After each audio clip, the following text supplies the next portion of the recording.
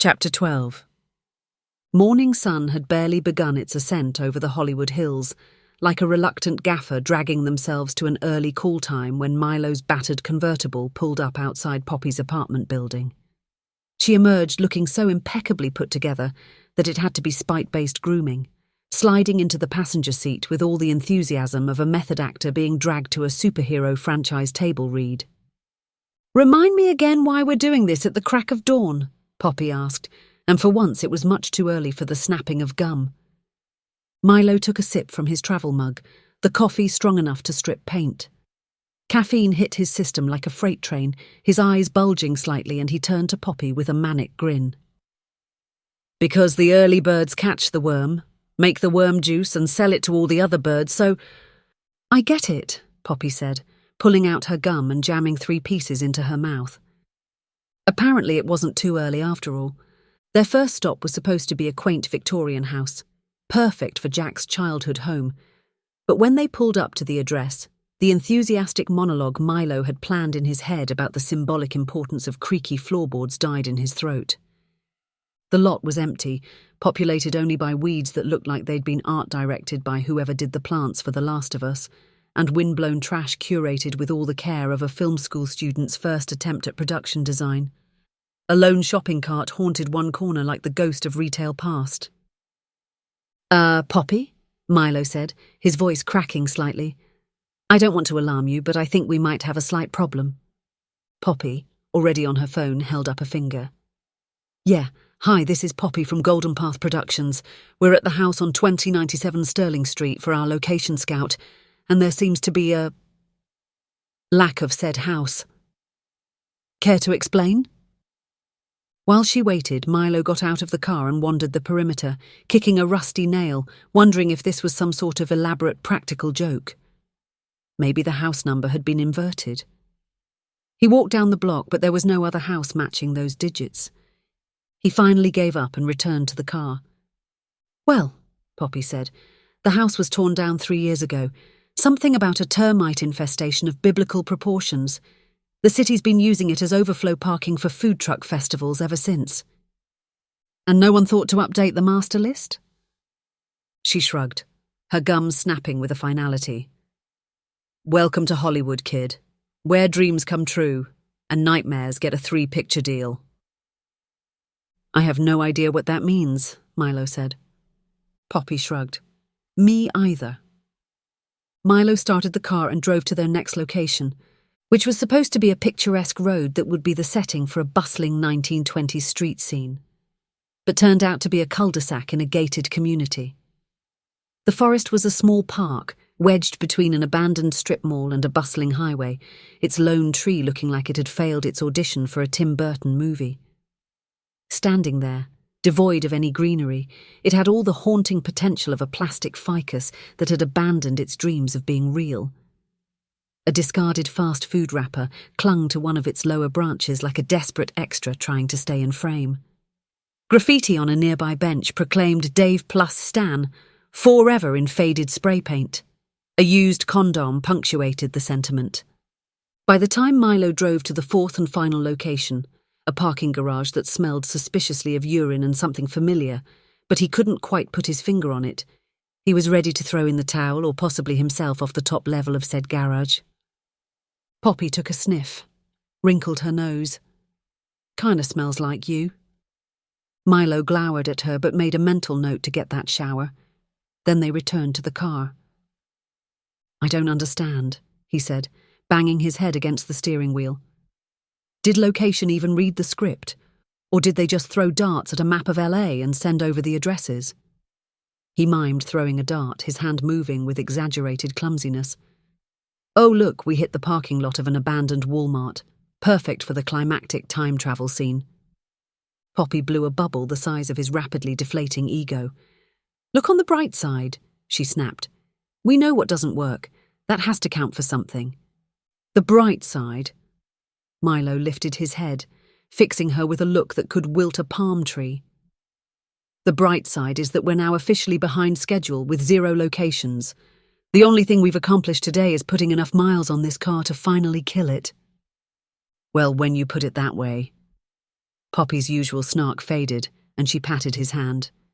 Let's head back to the studio. I'll light a fire under Location's ass and we'll figure it out. It's not like Kubrick found the Overlook on his first day. How do you know he didn't? Milo asked. Gossip. Milo laughed. Neither one of them, aside from the car, spoke on their drive back to the studio. Maybe they could shoot the entire thing on a soundstage, green screen everything and pray the audience wouldn't notice. After he pulled into the studio lot and parked, Poppy placed a consoling hand on his shoulder. I'll take care of this. Why don't you go grab a coffee? You look like you could use it. Milo nodded, grateful for the momentary reprieve. He watched Poppy march toward the office, her determined stride suggesting that the location department was about to experience a hurricane of stiletto-fueled rage. He made his way to the Airstream. Hey, Ava. Whoa, she said. You look like you just watched someone kick a puppy. A three-legged one, in the rain, on its birthday. And that puppy is you. Milo tried to smile, but the expression left his lips in a grimace. That bad, huh? I've seen extras in disaster movies look more alive during their death scenes, Ava said, preparing his usual order. Care to unload those woes on your friendly neighborhood barista soon-to-be motion picture star? Milo laughed and spilled the beans while she crushed his. And now we're back at square one. By the time he finished his tale of location woe, she was passing him his steaming cup of liquid salvation. At this rate, we'll be shooting the Golden Path in my living room, which, given that my living room is currently a couch wedged into an office wedged into a storage closet, it might be a bit cramped. Ava planted her hands on her hips. Then you have to come to the right place, not only for coffee, but for locations, because I think I might have a solution. Milo blinked. You do? A mischievous glint sparked to life in her eyes. She leaned in close and dropped her voice to a whisper. My mum has a Victorian with the whole shebang. The whole shebang? Milo asked, sipping his coffee. Wraparound porch, gingerbread trim, high ceilings. You know, the whole shebang. Ava gestured with a hand. The place has been collecting dust for months, just begging for a film crew to breathe some life into the old bones. Milo's eyes darted between Ava and his coffee, as if suspecting hallucinogens hiding in the caffeine. I'm sorry. Did you just say you have the perfect house? Just sitting there, waiting for us? Dead serious. In fact, if we leave now, we could be walking through the creaky front door within the hour. What do you say, Spielberg? Ready to see your vision IRL? Milo hesitated. He should tell Poppy, let her handle this through the proper channels. But then he reviewed the empty lot, the cul-de-sac, the sad little tree, and the parking garage of doom. Proper channels be damned. But what about Ava? She'd been spending quite a bit of time away from her coffee duties lately. Don't you have to man the Airstream? Ava shrugged. People can help themselves. And she put out a sign that said exactly that. Well then, let's go, Milo said, fishing the car keys out of his pocket. Within minutes, Milo climbed into the convertible and fired off a text to Poppy. Got a lead on a property, back later. Her response was almost immediate. I'll be right out. I've got it covered. Then, feeling a twinge of guilt, he added, Thanks for everything today. You're a lifesaver. Shall we? Ava asked, putting on her seatbelt. We shall, Milo said, feeling a bit ridiculous. When did he ever speak like that? He pulled out of the lot and caught sight of Poppy in his rearview mirror. She was waving at him. Maybe I should stop, he said. Ava glanced back. She's probably just wishing you luck. Milo grinned, waved back, and kept on driving. A spark of hope reignited in his chest. Maybe the situation was finally starting to look up. Following Ava's instructions, he wound his way through a labyrinth of palm-lined streets, passing Spanish Revival mansions and modernist cubes, each property more impressive than the last. Finally, they rounded a final corner onto a shady, tree-lined avenue, and the world seemed to hold its breath. Standing proudly at the end of the street, He saw a vision in weathered wood and intricate scrollwork that looked like it had been designed by an architect who understood the importance of good production value. The perfect blend of both the stately and the slightly mysterious, as if Grey Gardens had gotten its act together and gone to rehab. A house with stories to tell. His stories. "Is that it?" Milo asked. God, he prayed it was. A proud smile played at her lips. "That's it." Milo pulled up to the curb and took a moment to drink in the details. Faded paint, a slightly overgrown garden, golden light dancing across the windows. It was almost too perfect. "Come on." Ava was out of the car and on her way to the porch. She bent down and retrieved a key from under the welcome mat, shrugging at Milo as he raised an eyebrow. "My mum is superstitious.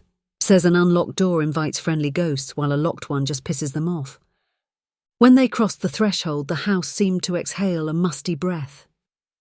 It was the kind of exhale that suggested the house had been holding its breath since the silent film era, waiting for just the right project to come along. Either that, or it really needed a mint. Sunlight filtered through the stained glass windows, painting the hardwood floors in a kaleidoscope of colours. The grand staircase curved upward like a sculpture, its banister worn smooth by generations of hands. Built-in bookshelves awaited new volumes of lore, while the kitchen's ancient AGA stove stood like an old soldier guarding culinary secrets from yesteryear. It kind of reminded Milo of his dream house, the one with Capra, not the one he would retire in. "This is..." Milo was lost for words. "Perfect?" Ava grinned. He nodded. "If this house doesn't win us an Oscar for Best Supporting Location, I'll eat my director's chair." Each room was a portal to yet another world.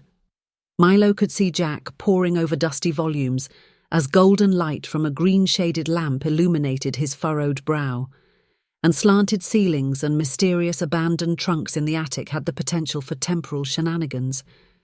Milo could see it all. The camera angles, the lighting, the way the actors would move through the space, even the street outside. A wonderful substitute for the gated community. "So," Ava said, "what do you think? Will it work?" "Work?" Milo turned to her, his eyes shining. "The house itself is a character. It's everything I didn't even know I was looking for." Ava beamed. "Great! I'll get my mum to work up a contract and send it over to the studio. We should be able to get everything sorted quickly." Milo walked back to the car like he was walking on air. For the first time since this whole crazy journey began, everything felt like it was finally falling into place. "I can't thank you enough for this," Milo said, pulling away from the curb. "You've basically saved the golden path." She waved off his thanks. "Happy to help. Besides, it'll be my big break, so I'm invested." Milo laughed. "Do you want to grab dinner? We can celebrate our stroke of location scouting genius." Her lips turned down, replaced by a rueful smile, and she avoided his gaze. "Oh, Milo, that sounds amazing, really, but I've got this thing tonight. Family stuff, you know? Rain check." Shoot. He had overstepped. "Rain check it is," Milo said, trying not to die inside and failing spectacularly. His ego curled up into a ball smaller than a studio executive's heart. The drive back to Dynamo Studios felt longer than a director's cut of Heaven's Gate.